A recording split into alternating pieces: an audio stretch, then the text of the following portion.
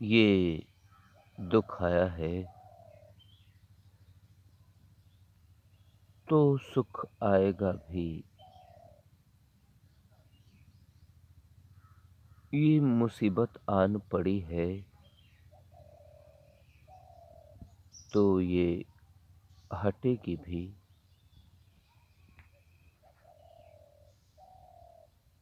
आज यदि कष्ट है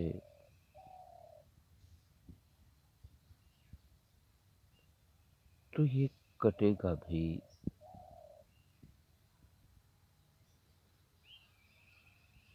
निश्चित ही बदलाव होंगे, निश्चित ही रूपरेखाएं और परिस्थितियां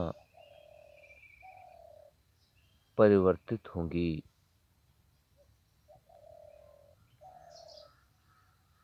और सुख की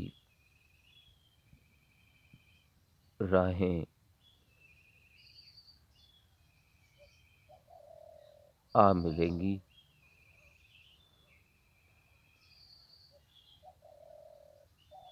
ये सुख का आना, ये दुख का आना तो प्रकृति का नियम है।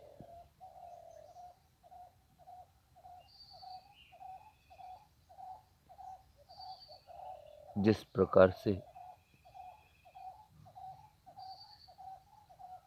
पहले सुख आया था तो उसे साहस से कारा था, उसे भरपूर जीने की कोशिश की थी।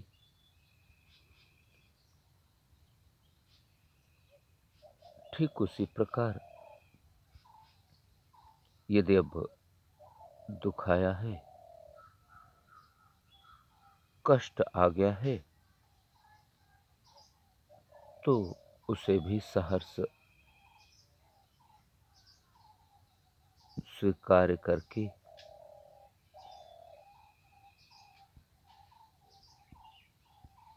उसे पार करना होगा।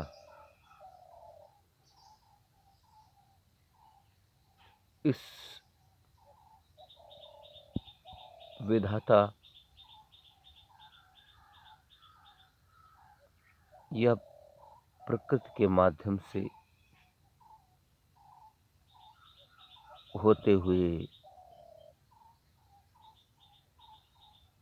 चक्र में हम सब बंधे हैं। सृष्टि का प्रत्येक जीव, चाहे वह मनुष्य हो, पशु हो या पक्षियां या अन्य कोई जीव या कीड़े मकोड़े, पादप जगत के पेड़ पौधे, सब इस नियम और सिद्धांत में बंधे हैं। सबको इस नियम के सहारे से आगे बढ़ना होगा। इसमें कुछ भी परिवर्तन होना संभव नहीं है। हमें इस बात का ध्यान रहे, हमें इस बात का बोध रहे हर दिन हर क्षण कि यह नश्वर जीवन सुख दुख का समागम है।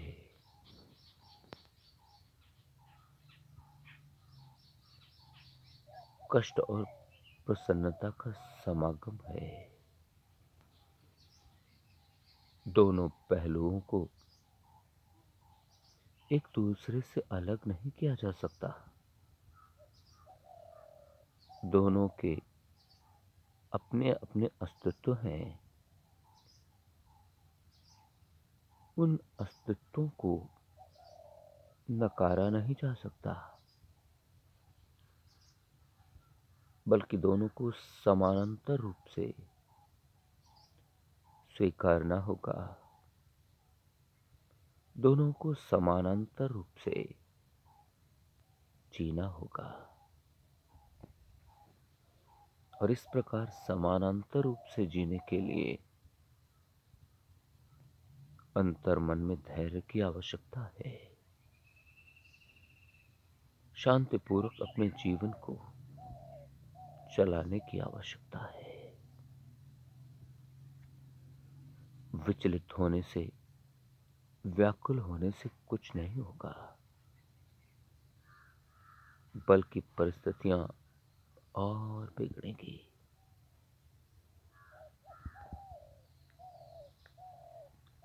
यदि परिस्थितियां और बिगड़ी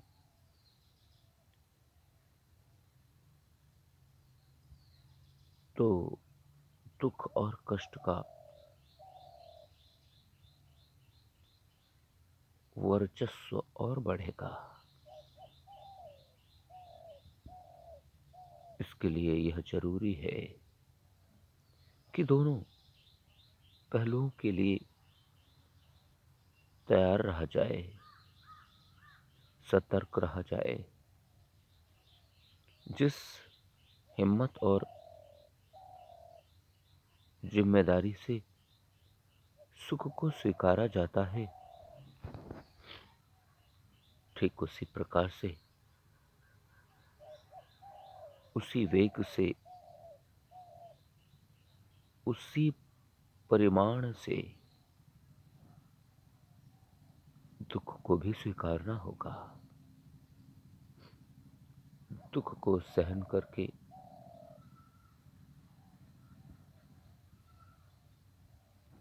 उस दुख से पार पाना होगा।